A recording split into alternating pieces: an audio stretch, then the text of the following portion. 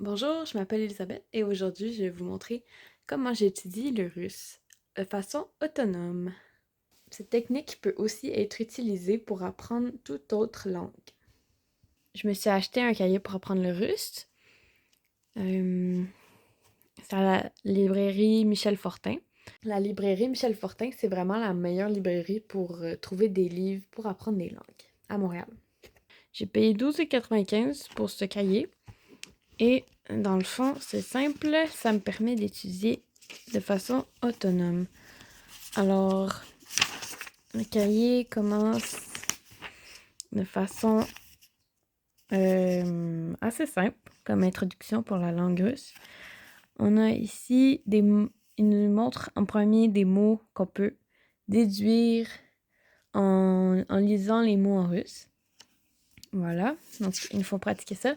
Et ce cahier-là, ça nous permet de construire notre vocabulaire peu à peu. Et ça peut nous rendre jusqu'au niveau A2. Donc, pour moi, je trouve que c'est vraiment utile. Ça me permet d'étudier le russe n'importe quand. Et tout seul. Donc, j'ai pas besoin d'un prof en faisant ça. Ça te apprend du vocabulaire. Et tu peux apprendre des verbes. Aussi, ça parle de la grammaire, la façon dont on construit les phrases, etc., etc. Aussi, je me suis aussi fait des cartes mémoire que, dans le fond, j'ai écrit en russe d'un bord, en français de l'autre. Et j'ai utilisé les vocabulaires. Dans le fond, j'ai révisé tout le cahier. Et du début jusqu'à où ce que je suis rendue, j'ai vérifié tous les mots que je savais pas c'était quoi. Je les ai écrits ici. Et par exemple, donc j'ai des mots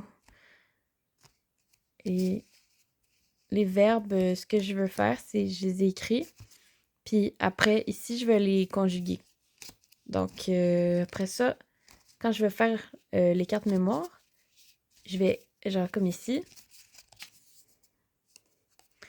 le verbe jest, je dois le conjuguer de mémoire. Donc ça va me pratiquer pour parler, pour être plus fluide dans ma conversation en russe. Alors voilà, c'est ça. Des fois, je fais aussi des cours de russe sur Italki avec une prof qui habite en Russie. Alors, ça me permet de faire des activités différentes. Aussi, je connais des gens qui parlent russe, alors des fois, je leur fais corriger mon cahier. Mais ça, c'est aussi facile. Si vous n'avez pas quelqu'un qui parle la langue que vous apprenez, vous pouvez utiliser Google Translate, des dictionnaires français-russe. Comme ça vous permet de trouver les mots, la définition des mots que vous ne comprenez pas dans le cahier. Voilà.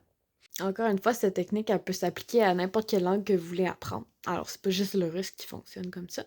Merci d'avoir écouté ma vidéo et bonne journée!